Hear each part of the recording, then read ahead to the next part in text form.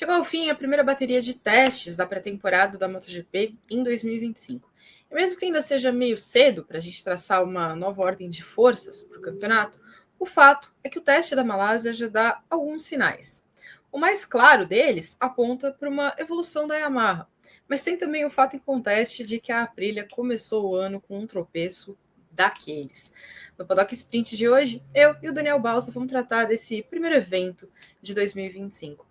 Tudo bom, Balsa? Eu vou começar te perguntando, o que mais te chamou a atenção nesse primeiro teste em Sepang? Muito bom dia, boa tarde, boa noite, Ju, você que nos acompanha.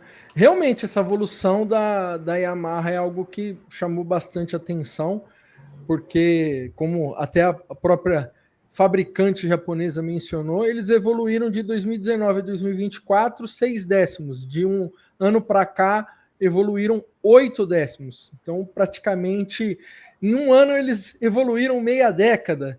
Então, isso é algo que me chamou a atenção, e me chamou a atenção também, aí já num aspecto negativo, a queda do Jorge Martin logo de cara, que, queira ou não, por mais que a Aprilia a gente sabe que era uma moto que estava um passo atrás, tinha uma expectativa de que poderia chegar um pouco mais à frente, e no fim a amostragem é muito pequena. Vai ter que fazer o exame de novo para a gente. Vai ter que fazer o exame para ver se a contagem está tudo certo. Tomou pau na avaliação do Detran, né? Vai ter que repetir o teste. Agora, entrou hoje no Grande Prêmio uma análise sobre os ganhos, né, das fábricas em comparação com o teste de 2024. Então, eu vou usar essa ordem dos ganhos ali de todo mundo para orientar o esquema aqui do nosso roteiro. A única que perdeu desempenho entre um teste e outro foi justamente a Aprilia, que apareceu 0,237 mais lento. Só que a Aprilia tem ali um atenuante, né? Porque a gente está falando de 3 pilotos estreando com a RSGP, o Jorge Martin, o Marco Bezzecchi e o Ai Ogura, que está estreando, inclusive, na MotoGP. E aí, logo no primeiro dia de testes, aliás, nas primeiras horas, ela não passou nem 3 horas com o elenco completo, ela perdeu o Martin e o Raul Fernandes para lesão. Os dois vão ter que passar por cirurgia. O Raul, inclusive, já passou. E aí, atrasou o coreto ali, né? Bagunçou tudo. Pausa. Diante desse cenário que se impôs para a Aprilia, eu acho que não dá para a gente cravar que efetivamente eles caminharam para trás. Só não dava mesmo para evoluir, né? Eu acho que basicamente essa apresentação que a gente fez não tem muito, digamos assim, não dá para a gente cravar que ficou para trás, não dá para cravar que andaram para frente, porque, enfim, a equipe que precisava se entrosar, os pilotos que precisavam conhecer mais a moto, a estrela de toda a equipe caiu logo cedo e óbvio, o Martin, campeão, chegou para elevar o patamar da equipe. O cara que ia elevar esse patamar, simplesmente, nas primeiras horas, teve uma queda e vai passar por cirurgia e não trouxe muito, né? Então, também é óbvio, perderam aí 2,5 décimos com relação ao ano passado. Pode ser por conta disso, adaptação de todo mundo com a moto, a equipe se entrosando, são os primeiros testes. Então, no jornal, antigamente, tinha muito hábito de dar nota para o jogador depois da partida. A Aprilia é a famosa sem nota, porque não tem... Realmente, com tudo isso, é difícil você avaliar se melhorou, piorou, em que pé está a Aprilia. É uma grande interrogação. E a gente tem que lembrar também que Jorge Martin completou gloriosas 13 voltas enquanto ele esteve na moto. Só que fica pior a situação. Por quê? No pior dos cenários, se ele não conseguir participar do teste da semana que vem na Tailândia, ele só vai voltar efetivamente para a abertura da temporada, né? Digamos que ele consiga voltar para a abertura da temporada. E vai ser a primeira vez em que ele vai colocar a mão na moto de 2025. Por quê? Ele não conhecia a Aprilia, então ele estava primeiro pegando a moto de 2024, ele caiu com a moto de 2024. Bacana, né? Você começar o ano com um completo desconhecido. É basicamente iniciar um casamento e falar prazer na noite de núpcias, né? Vai chegar a Casamento arranjado, né? Exatamente, ó, a família arranjou o Martim aqui, ó, tá aqui a moto, prazer, TL1 e é isso, né? Então, realmente, já se imaginava que 2025 ia ser um ano de adaptação, mas não ao extremo como vai ser agora, caso o Martin realmente não consiga se recuperar a tempo, e o tempo é curto, né? Já na próxima semana tem os testes na Tailândia, então poderemos ver as cenas de casamento arranjada na primeira etapa da MotoGP de 2025. Começou puxado esse novo romance. Agora, a Aprilia foi a única que andou para trás no comparativo das voltas rápidas dos testes da Malásia, né, entre 2024 e 2025. A KTM ela conseguiu avançar.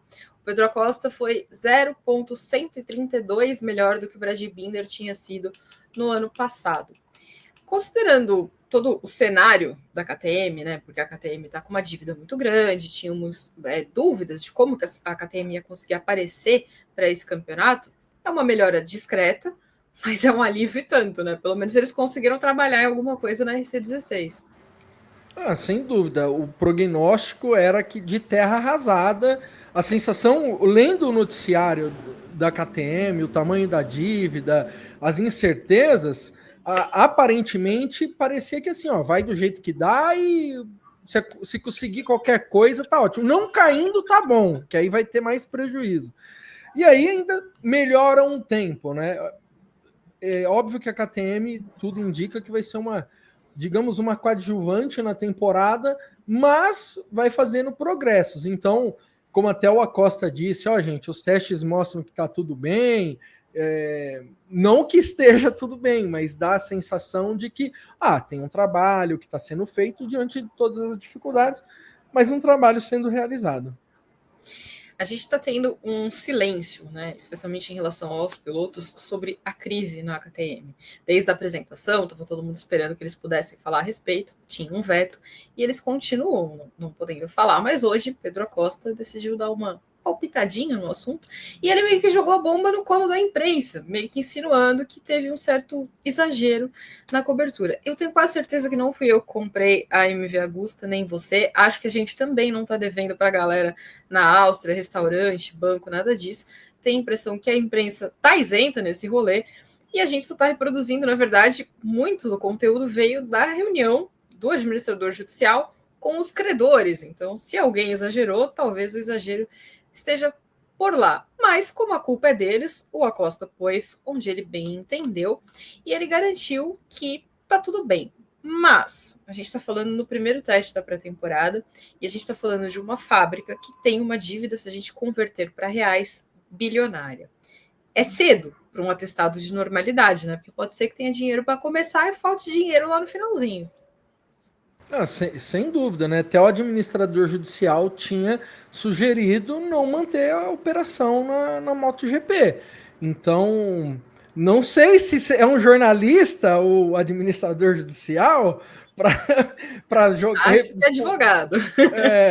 Para responsabilizar a imprensa diante da crise, eu acho que, enfim, como você disse, né, Ju, tudo tem sido reproduzido diante da reunião. Eu acho que realmente é muito cedo para dizer que está tudo certo, que está tudo bem.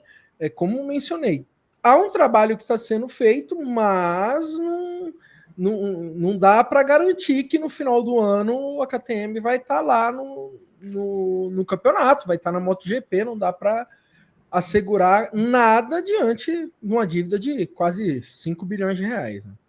O diretor esportivo da KTM explicou que eles fizeram vários cortes, né, em coisas que eles entendiam que não eram necessárias, por exemplo, quartos individuais, as pessoas agora estão em quartos duplos, para tentar garantir o desenvolvimento das motos ao longo do ano. Mas o que precisa ficar claro, a questão financeira não é a equipe, não é a equipe que está dando prejuízo, é a fábrica em si. A fábrica, a KTM, está com dificuldade financeira. Então, é um pouco mais grave, porque se fosse só a equipe, você arruma um patrocinador aqui e outro ali, de repente você salva a lavoura, mas o buraco está um pouquinho mais fundo. Agora, quem também conseguiu avançar de um ano para o outro foi a Honda.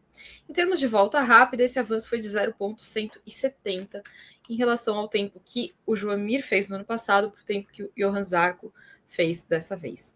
O Bausa, a Honda foi a última colocada no Mundial de Construtores no ano passado, e mais do que isso, né, a gente tinha um desânimo evidente por lá. Parecia até que rolava um certo desespero. Então a gente vê as carinhas mais alegres de todo mundo, né? Quando olha para essa nova RC213V, dá um certo alívio também, né? De repente parece que, opa, olha só, a Honda achou um caminho, pelo menos entrou no trilho. Pelo menos entrou no trilho, né? Ia dizer que a Honda deixou de ver tudo escuridão e passou a ver uma luz no fim do túnel. O fato do pessoal estar um pouco mais animado mostra isso, né? Não que a Honda vai voltar aos tempos áureos em 2025, mas se projeta um crescimento, se projeta uma melhora, e aí sim, né? Quem sabe tem um ano um pouco melhor, e aí já pensar lá em 2026, porque, óbvio, por mais que eles melhoraram, não é aquela melhora expressiva, são 170 milésimos se comparado com o último ano. E a Honda era uma fabricante que estava precisando de muito mais, né? Porque ao longo dos últimos anos, o que a gente viu era uma Honda perdida. E aí, vamos lá, vamos lembrar do passado. A Honda venceu durante muito tempo com o Mark Marques.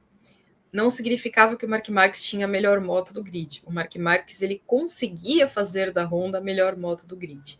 Na minha visão, a única vez que o Mark Marques teve efetivamente a melhor moto foi em 2014, que foi aquele ano que ele venceu as 10 primeiras corridas da temporada. Depois disso, ele conseguia compensar.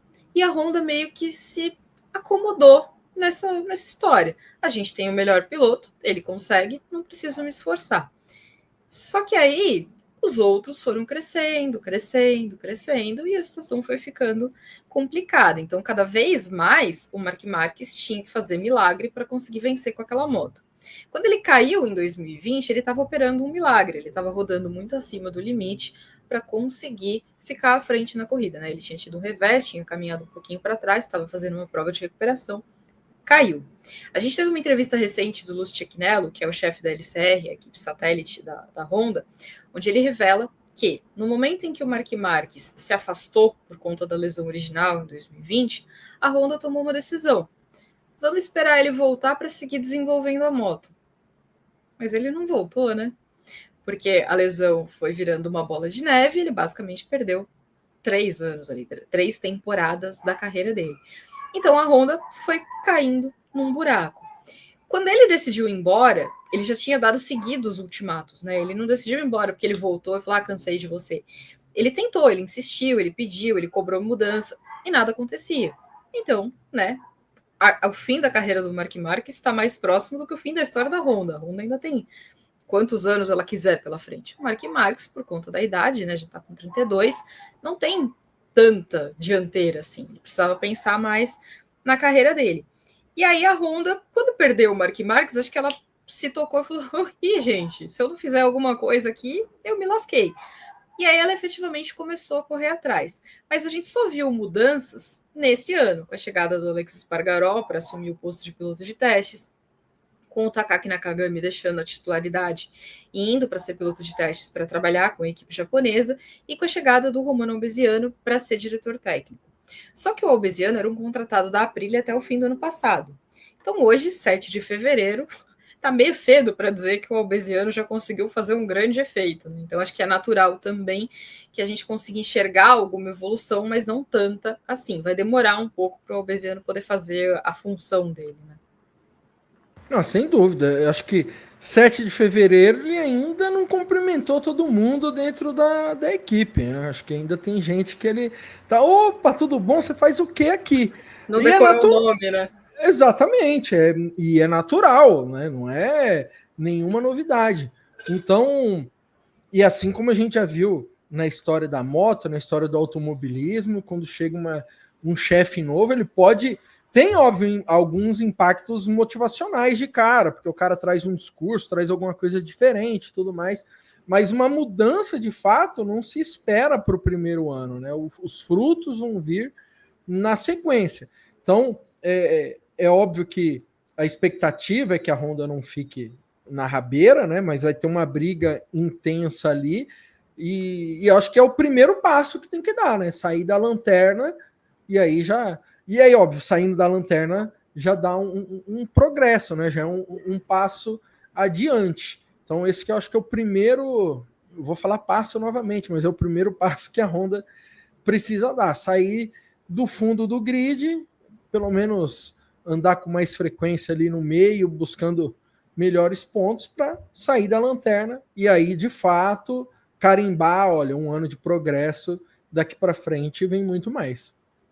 Agora, nessa sexta-feira, tanto o Luca Marini quanto o Joamir, eles encerraram um treino bastante satisfeitos, indicaram que houve mesmo uma melhora da Honda para 2025, só que eles também sinalizaram que rolou um problema, porque a Honda melhorou, mas os outros também. Então, o cenário não é muito simples. Para a Honda poder dar esse passo e sair da lanterna, significa que alguém vai ter que tomar o lugar dela na lanterna. E no cenário de hoje, é complicado imaginar alguém que esteja numa situação pior, né? Considerando que a Aprilia ainda é uma incerteza e a KTM, apesar dos pesares, continua ali. Então, até para ela avançar, vai ser. Não depende só dela, depende também da piora dos outros. Óbvio, mais palpável seria a KTM, né? Que tem um problema, uma crise inteira, né? Na íntegra, né? Não só de equipe. A Aprilia, a tendência, por mais que a gente começou, olha, eu vejo uma interrogação, a tendência é que pelo menos depois de um tempo, o Martin recuperado, todo mundo integrado, é que a equipe progrida e não seja alcançado pela Honda. Na tabela de tempo dos testes, a Honda terminou à frente, mas tem toda essa celeuma aí que a gente explicou. Mas, óbvio, o começo, os pilotos estando satisfeitos, mostrando uma certa familiaridade com a moto, vendo que as coisas melhoraram, óbvio, traz um ânimo, traz uma animação, tem mais testes, alguns ajustes, então não é um cenário tão caótico.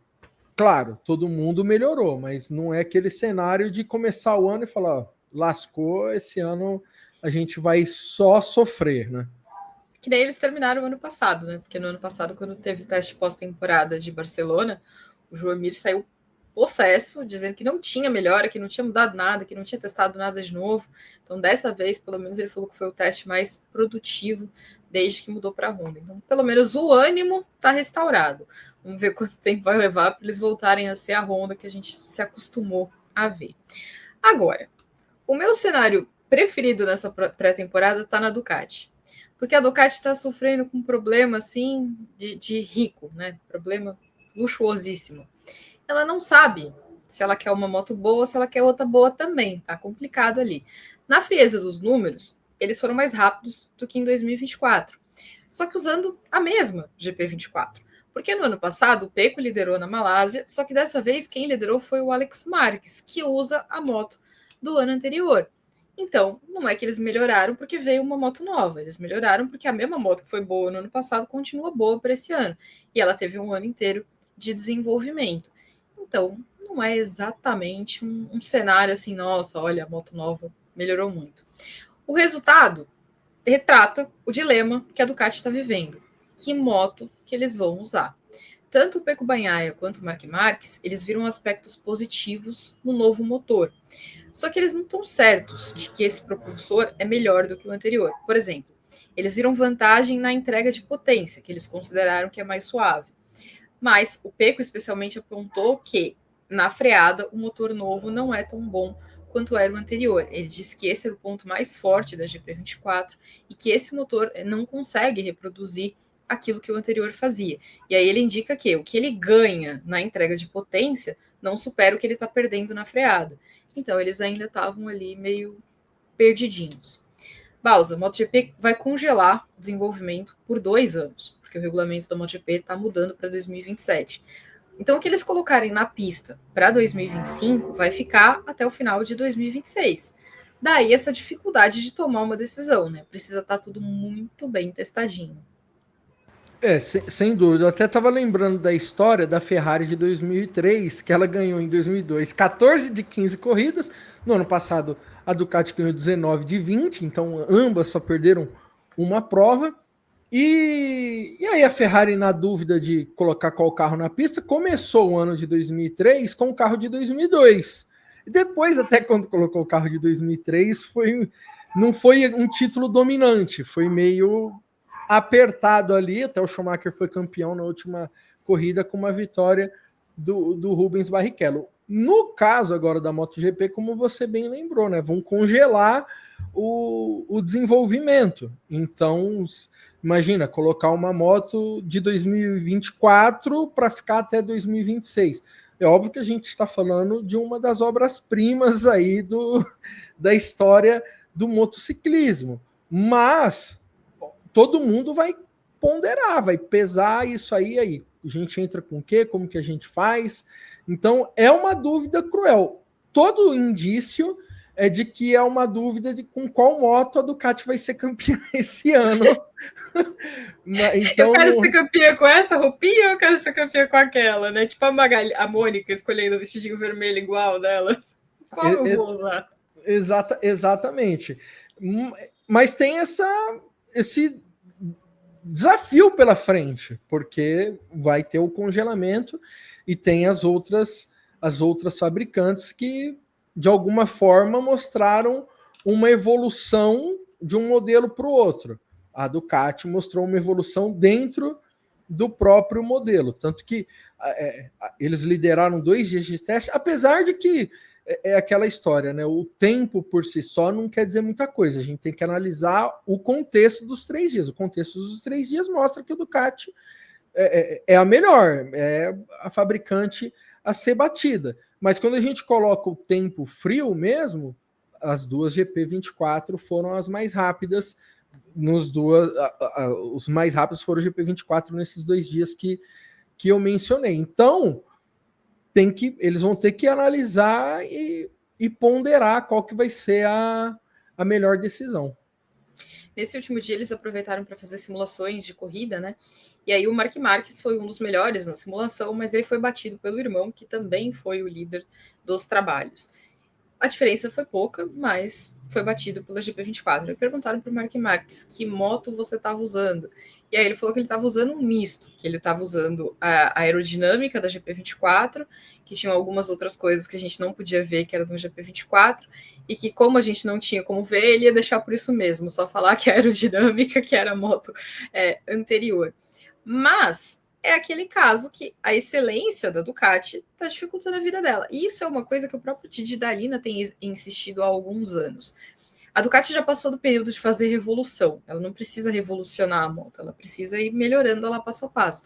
Mas quando você tem uma moto que venceu 19 de 20 corridas, o que falta melhorar, né? Acho que quando você chega num nível tão alto, é meio que deixar a galera chegar em você, porque você mesmo não vai conseguir dar passos tão grandes mais. Você pode melhorar um pouquinho aqui, um pouquinho ali, mas um grande passo sem ter uma revolução na moto é mais difícil, né?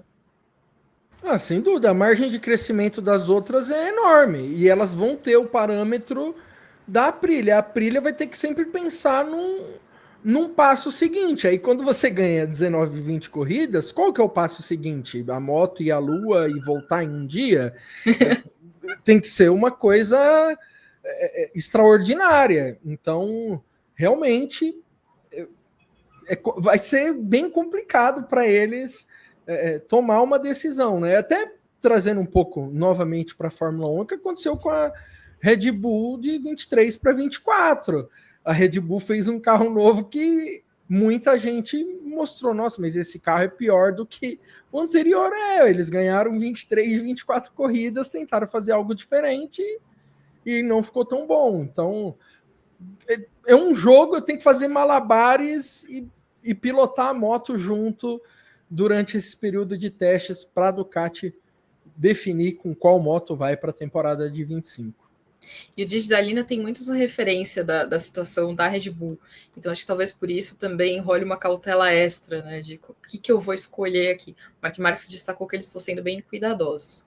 Agora, ganho mesmo, quem teve foi a Yamaha, que melhorou 8 décimos de 2024 para cá. Os 2 tempos foram feitos pelo Fábio Quartararo, então a evolução.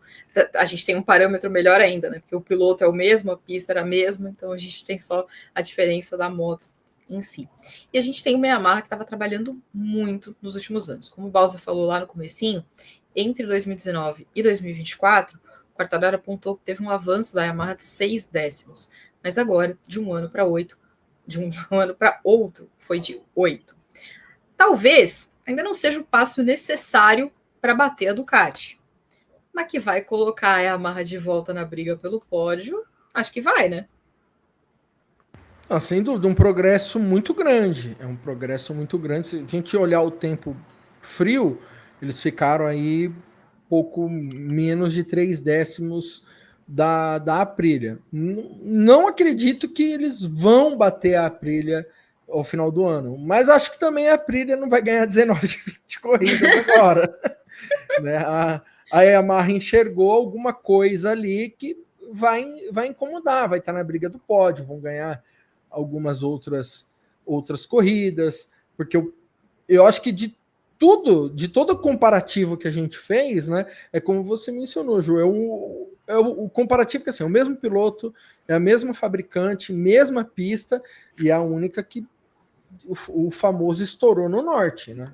8 décimos é um progresso muito, muito expressivo que vai colocar aí a fabricante japonesa na briga aí pelo pódio por mais vitórias. Ainda não acho que é o passo definitivo para brigar pelo título, mas é um passo que vai fazer todo mundo se coçar. E acho que o horizonte da Yamaha também é muito positivo, né? Porque teve um crescimento grande na moto, mas a gente não pode esquecer que também está duplicando o esforço, porque até o ano passado não tinha equipe satélite, agora tem a melhor delas, porque tem a Pramac com o Miguel Oliveira e o Jack Miller.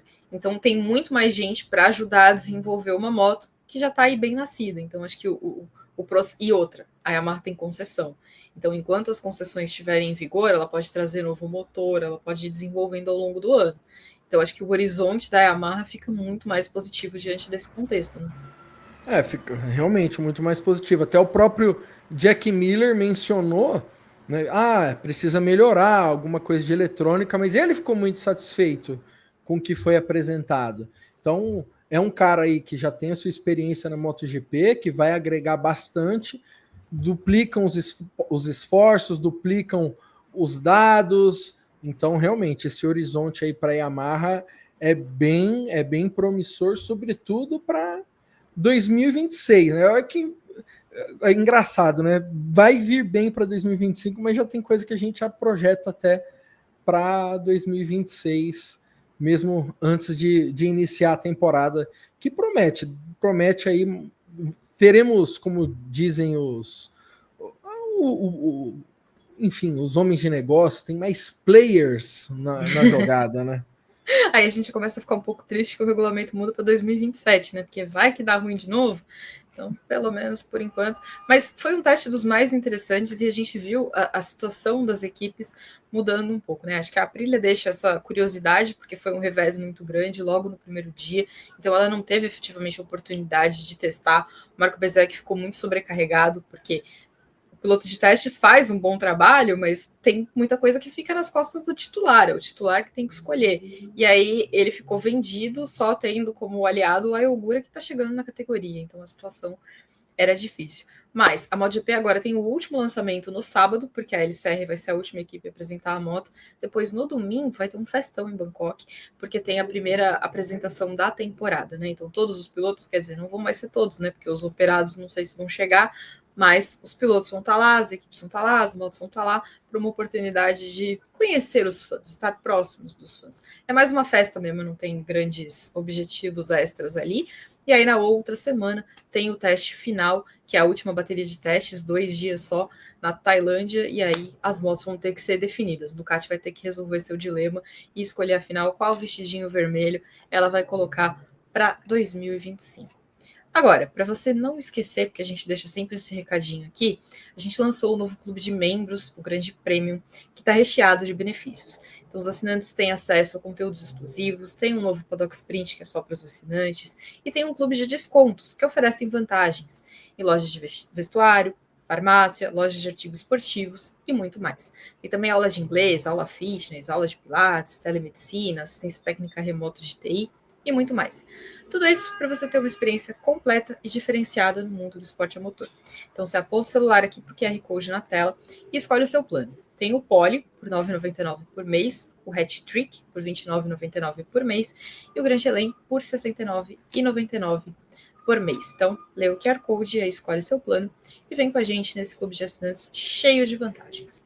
Bausa, muito obrigada pela parceria de hoje. Espero que você tenha curtido falar de MotoGP. Vamos fazer mais vezes.